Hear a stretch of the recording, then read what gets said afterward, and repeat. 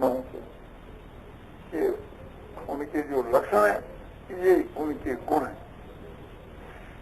उनका हृदय जो है बहुत ही एक प्रकार से थी विशाल होता है, निर्दोष होता है, शुद्ध होता है। उनके बीच के ज्ञान की और प्रसन्नता की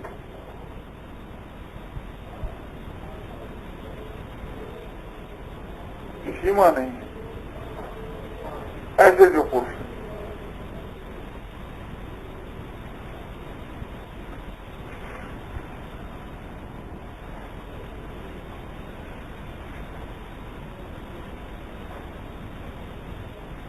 न तो वे एक प्रकार से थी, उनको कोई कामना ही नहीं है, तो न तो कामना वाले कोई कर्म करते हैं और न संसार के मनुष्यों को एक प्रकार से थी, उनको कोई कामना ही नहीं है, तो न तो कामना वाले कोई कर्म करते हैं और न संसार के मनुष्यों को एक प्रकार से थी सहकाम कर्म बतलाते हैं। ये तो भगवान की भक्ति, ज्ञान, वैराग की आप समझो कि निष्काम शिक्षा देते हैं कि जिससे उसकी आत्मा का कल्याण हो।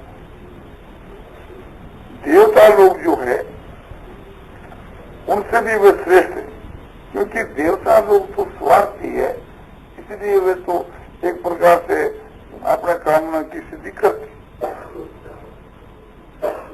किंतु भगवान और भगवान के भक्त जो उस कोटि के महात्मा पुरुष होते हैं वे उसको संसार के पंजे से निकाल करके परमार्थ में लगा।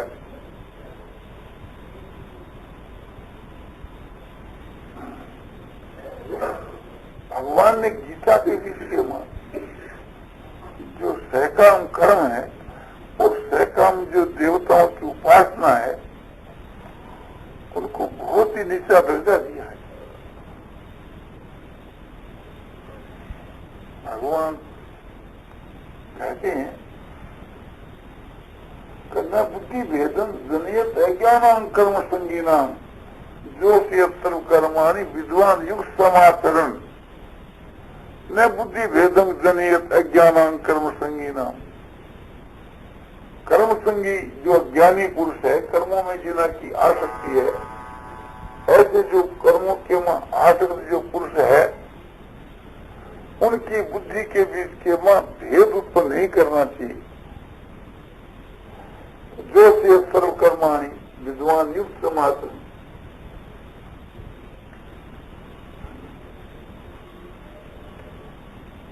अच्छी प्रकार से कर्मों में युक्त होकर के सम्यक प्रकार से आचरण करता हुआ ज्ञानी उन ज्ञानियों को भी कर्म के बीच के लगाए।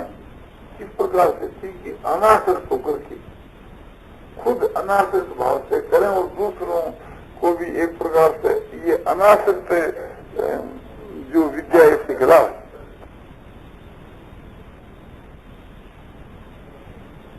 भगवान कहते हैं गीता के वहां न मांग कर्माणि लिंपन्ति न में कर्म फले स्प्रिया इति मांग यो विज्ञानाति कर्म भीर न च बद्धते। अर्जुन मुझको कर्म लिपायमान नहीं कर सकती, क्यों?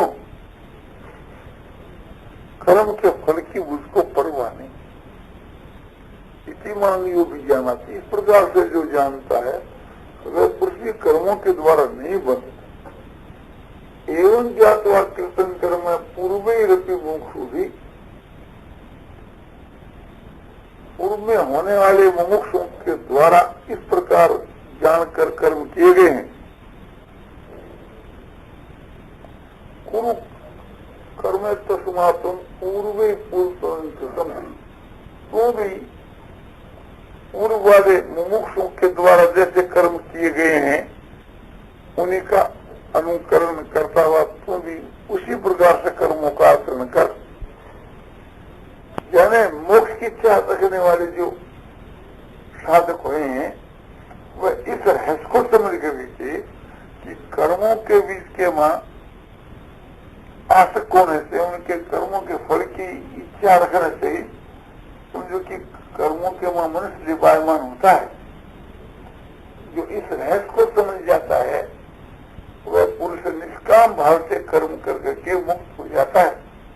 तो पूर्व के वहां बहुत से मोक्ष की इच्छा करने वाले पुरुष निष्काम भाव से कर्म करके मुक्त हो गए, और तू भी ऐसा ही कर। और भी तस्मात् सततं कार्यं करो समाचरो ऐसा तो आचरण कर्म परमाप्नोति पुरुष। इस वास्ते हे अर्जुन,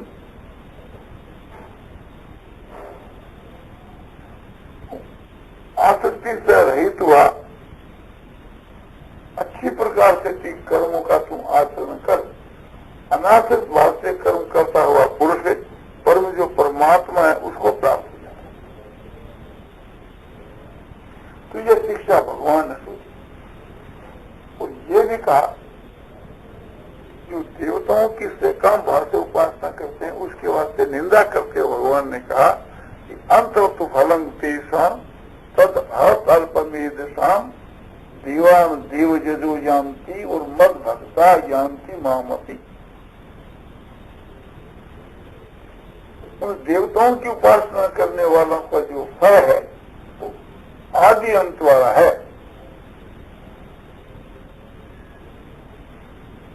अल्पमेधसाम तेषां पुरुषाणाम, ये ना कि अल्प बुद्धि है, तुच्छ बुद्धि है, ऐसे तुच्छ बुद्धि वाले उपासकों का वो जो फल है वो आदि और अंत वाला है। और देवताओं के जो उपासक है वे मरकर के देवताओं के लोग को जाते हैं, और जो मेरे भक्त हैं तो मुझको प्राप्त होते हैं। गीता की दूसरी अध्याय के विषय वहां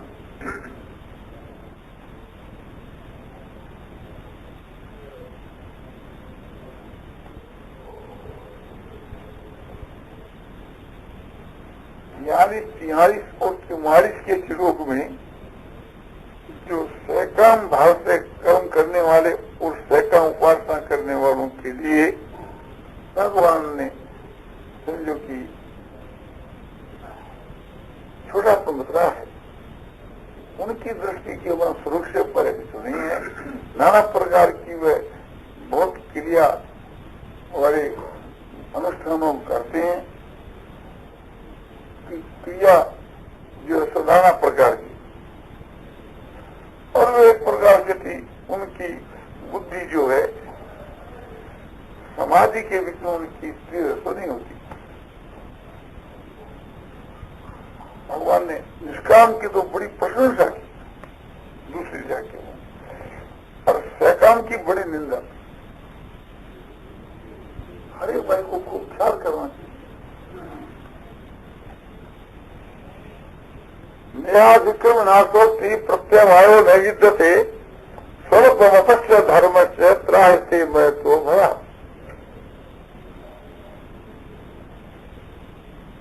अर्जुन, ये जो निष्काम कर्म जो है इसके आरंभ का कभी नाश नहीं होता।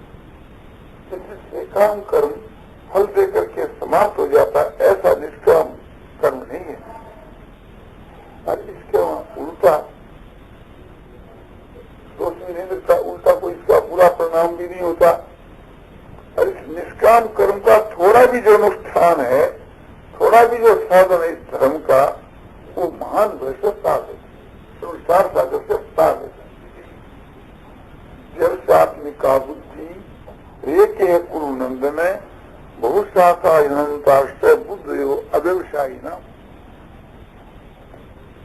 व्यवसात्मिका बुद्धि रे के कुरु नंदन है। हे कुरु नंदन, जो निश्चयात्मक जो बुद्धि है वो एक ही है, उनके नाना भेद नहीं होते। कामना ही नहीं है तो इसके नाना भेद उसके क्या होंगे। वो तो एक निष्ठ पुरुष है, केवल मेरे में उनका प्रेम है और मुझको ही चाहते हैं। वो अव्यवसायी जो पुरुष है, जो निश्चयात्मक पुरुष नहीं है, उनकी जो बुद्धियां बहुत होती है और नाना भेदों वाली होती है। वे लोग अनेक देवताओं की उपासना करते हैं और एक एक देवता के पास में अनेक अनेक चीज मांगते हैं। पुत्र दो, धन दो, रुपया दो, आयु दो, अमुक दो, अमुक दो।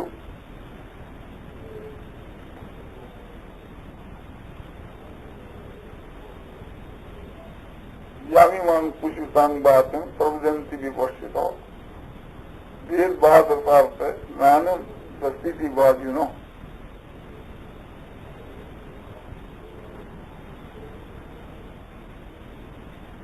तो कहते हैं कि अपचित माने एक प्रकार से बुद्धिहीन, ज्ञानहीन, याइमा पुष्पिता वाचन प्रवदन की विपक्षित अच्छे प्रकार से नहीं देखने वाली पुष्पित वाणी को बोलते हैं। पुष्पित वाणी की देखने के बीच के माँ पुष्प की माँ बड़ी सुंदर है, किंतु उसका कोई विशेष वैल्यू नहीं। तो कैसे होते हैं? वेद बाद अर्थात वेद के बाद में रथ, वेद में जो एक प्रकार से फलश्रुति है उसी के बीच के वही रथ न अनंत इतिहासवादी ने वो कहते हैं कि बस जो स्वर्ग जो है इससे बढ़कर कोई वस्तु नहीं है। कामात्मा न स्वर्ग प्राप्त एक प्रकार से थी, कामना के बीच के वही मगन है, लोलुप है। और कैसी वो कामना की जन्म कर्म फल प्रदान क्रिया विशेष बहुलाम भोग ये गति प्रति भोग और ऐश्वर्य की गति को देने वाली क्रियाओं का बड़ा विस्तार, क्रियाओं का बड़ा भारी विस्तार, भोग ये सब सत्ता नाम तया परित चेतसाम, भोग और ऐश्वर्य से जिनका चित्त हरा गया है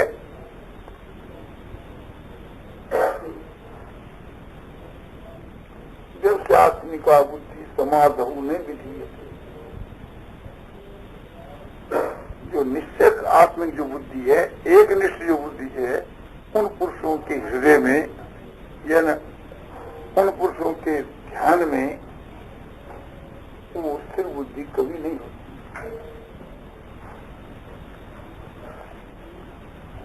तो वे क्या होते हैं कि वह जन्मते मरते रहते हैं।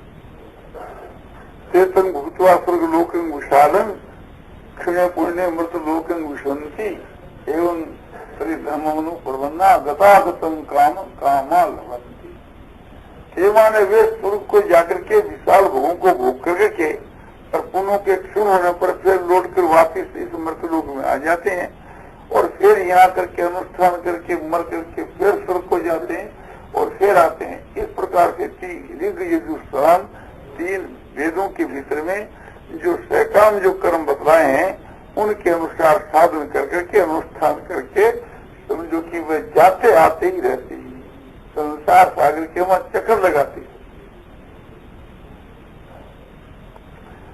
तो भगवान एक प्रकार से उनको हे दृष्टि से देखते हैं। ऐसे जो उस कोटि के जो महात्मा जो पुरुष होते हैं उनका भी ऐसा ही भाव है।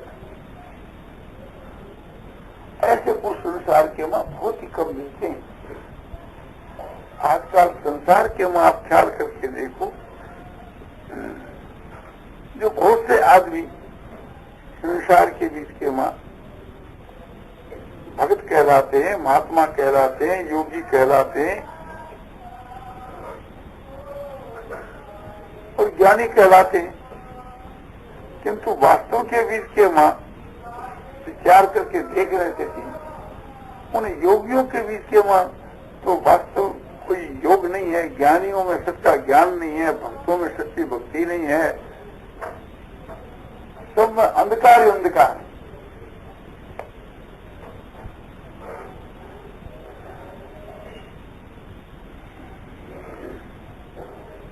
उस कोटि के जो महापुरुष होते हैं वे कंचन और कामनी से बहुत दूर रहते हैं, वे मान बड़ाई प्रतिष्ठा से बहुत दूर रहते हैं,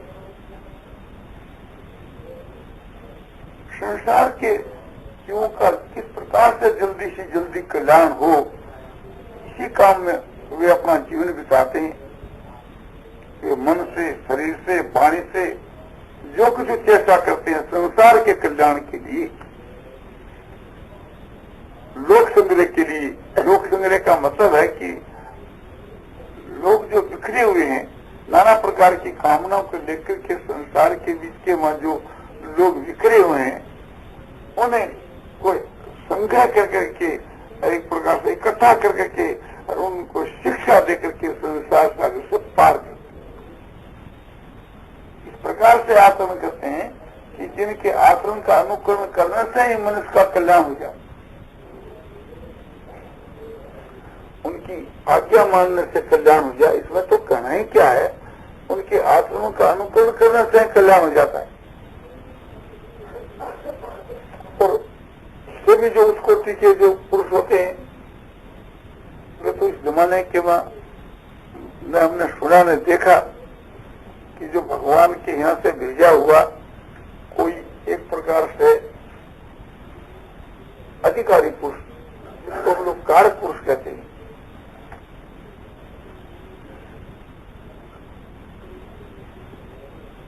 जिनका संसार में आना होता है संसार के जीवों का कल्याण करने के लिए। जैसे हम लोग इस संसार के बीच के मां समझो पुण्य और पाप से आए हैं, यानी पुण्य और पाप को भोगने के लिए आए हैं। अपने पुण्य और पाप से हम लोगों का जन्म हुआ है, ऐसे नहीं। ये तो समझो कि अपना नित्य मुक्त होते हैं। उनका जो जन्म है वो तो एक प्रकार से समझो कि बस तो जन्म से मुक्त होते हैं, संसार के उद्धार के लिए, कल्याण के लिए आते हैं। देखो कि उनके मन क्या विशेषता है। एक तो उनका जो शरीर है वो दिव्य होता है। उनके शरीर के बीच के वहां कोई रोग नहीं होता, उनका शरीर अनामय होता है, उनके कोई बीमारी नहीं होती।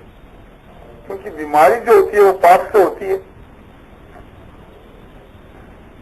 उनके तो पाप है ही नहीं, तो बीमारी कहां से होगी। तो ये विशेष पहचान है। एक उनका जो शरीर है इसका शुद्ध होता है,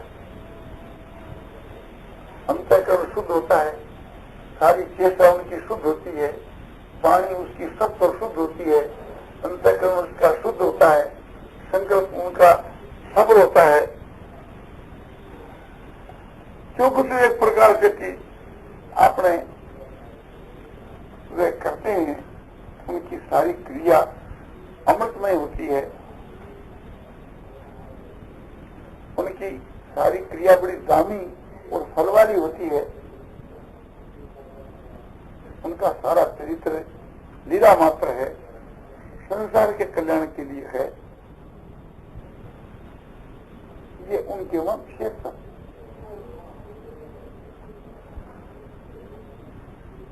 ऐसे पुरुषों के तो दर्शन, भाषण, स्पर्श और चिंतन से ही मनुष्य का कल्याण हो सकता है।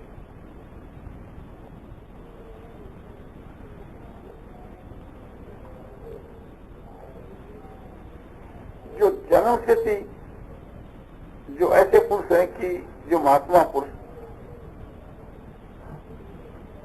ऐसे पुरुषों का तो इस समय के बीच में दर्शन होना भी मुश्किल है।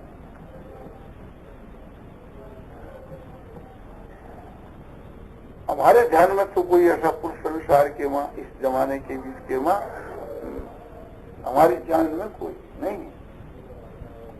पूर्व के जमाने में बहुत से होते थे। हाँ, ऐसा पुरुष मिल सकता है इस समय के बीच के मां, जो जिनका जन्म तो है पाप और पुण्य, यानी पूर्व के पाप और पुण्य के समझो कि संग्रह से उनके भोगने के लिए उनका जन्म हुआ है।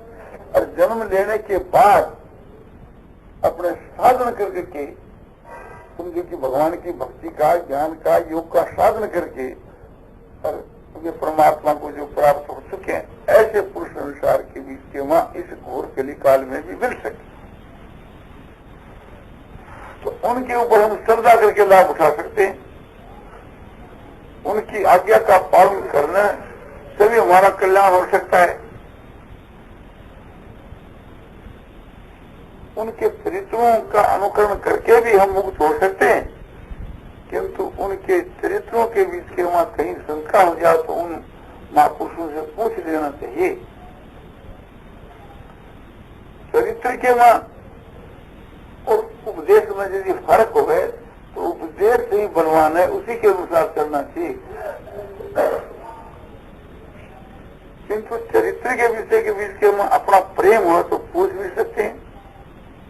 ऐसे जो महापुरुष संसार के बीच के वहां ईश्वर की कृपा से मिल भी सकते हैं।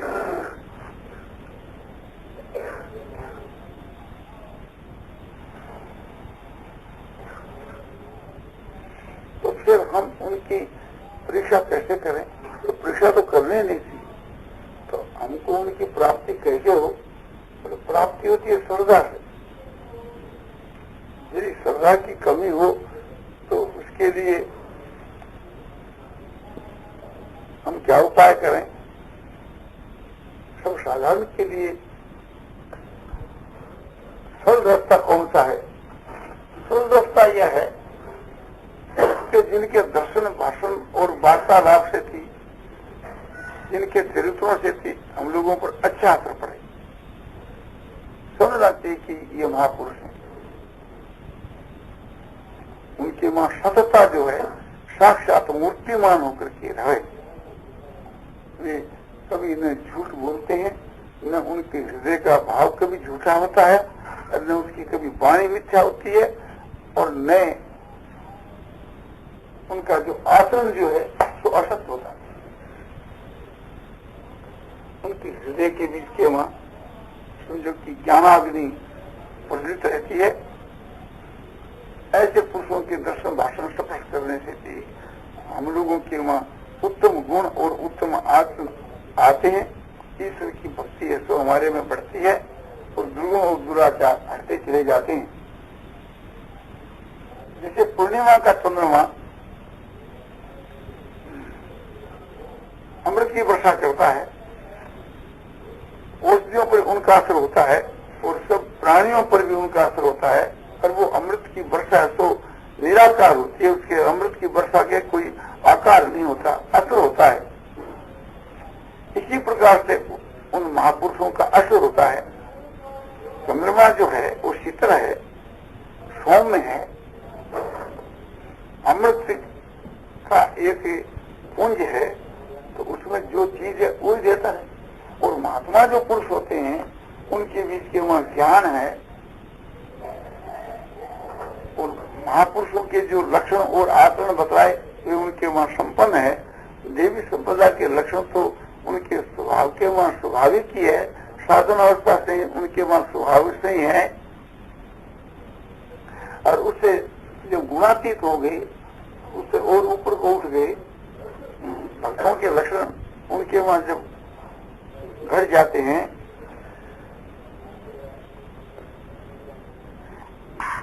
दूसरे पुरुषों पर उसी प्रकार का असर होता है। तो ये उसकी पहचान है कि हमारे में उत्तम गुण घटे, उत्तम भाव हमारे हृदय में जागृत हो, ईश्वर की भक्ति की जागृति हो, ज्ञान वैराग की जागृति हो, और स्वाभाविक ही हमारे शरीर के बीच के वहां समझो कि ज्ञान का प्रकाश तो है, जिनके दर्शन से और वार्तालाप से और भाषण से, तो समझना चाहिए कि ये कोई विलक्षण पुरुष है, विशेष पुरुष है। ये उसकी पहचान है।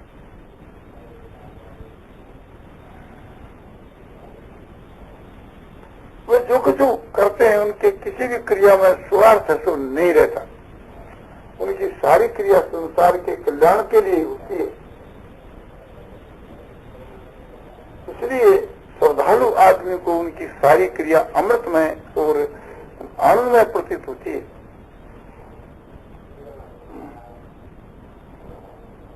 उनका जो कथन है अमृत से भरा हुआ रहता है।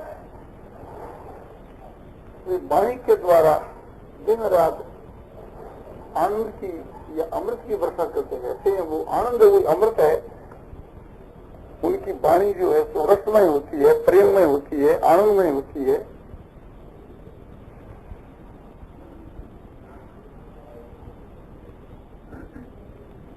उनकी आज्ञा के पालन करने पर महान से महान पापी का भी उद्धार हो जाता है। उनके जो गुण हैं अनंत है, प्रभाव उनका अनंत है। उनका दूसरों पर जो असर पड़ता है ये प्रभाव है। मैंने जो लक्षण बताया ये उनके गुण हैं। उनका हृदय जो है बहुत ही कोमल होता है, सरल होता है। भगवान जैसे प्रेम की मूर्ति है, इसी प्रकार से भगवान के भक्त भी प्रेम की मूर्ति है। भगवान ने गीता में कहा कि ये सामान प्रबंधते तान सके बजाम हम, जो जिस प्रकार से मुझको भजते हैं उनको मैं वैसे ही भजता हूँ।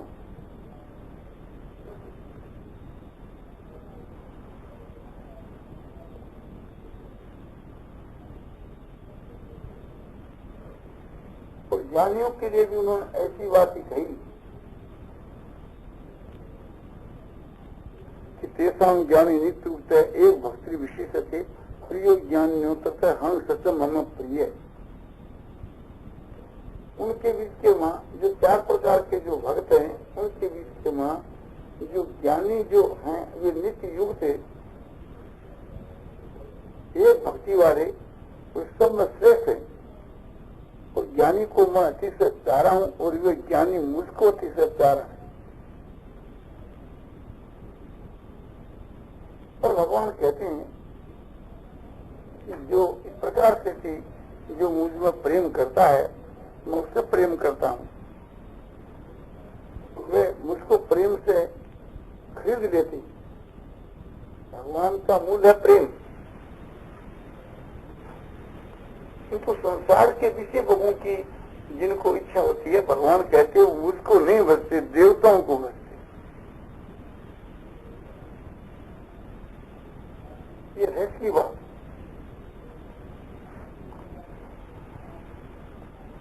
कांक्षमते कर्मणां सिद्धि यजन्ते ये देवता क्षिप्रंगी मानुषे लोके सिद्धिर्भवति कर्मजा।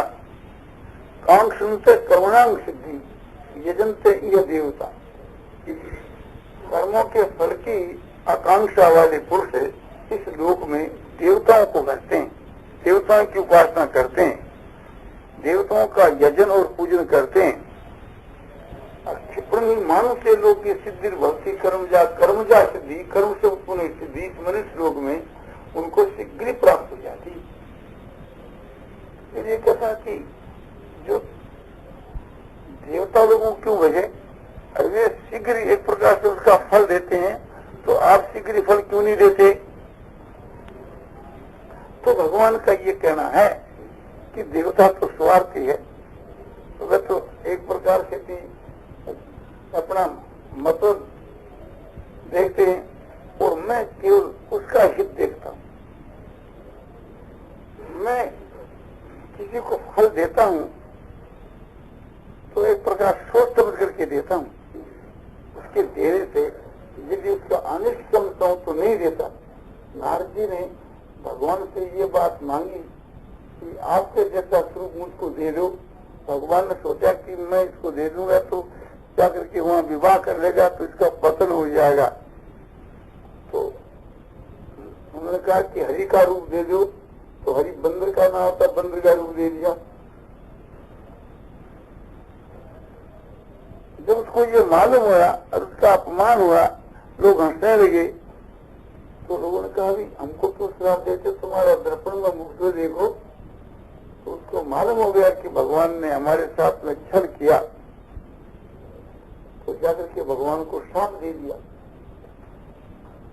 भगवान खुशी के साथ स्वीकार कर दिया।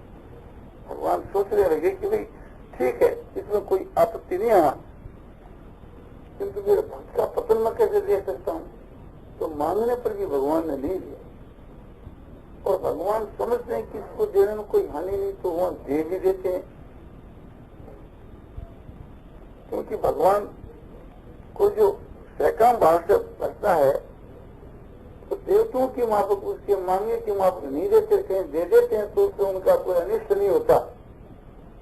चतुर्विधा भजन से मांग जना सुख जना जिज्ञासार्थी ज्ञानी से वर्तन हे बदमश्य से अर्जुन 4 प्रकार के सुखित जन मुझको भरते हैं। आर जिज्ञासु अर्थार्थी और ज्ञानी, उनके वहां ज्ञानी सबसे श्रेष्ठ है।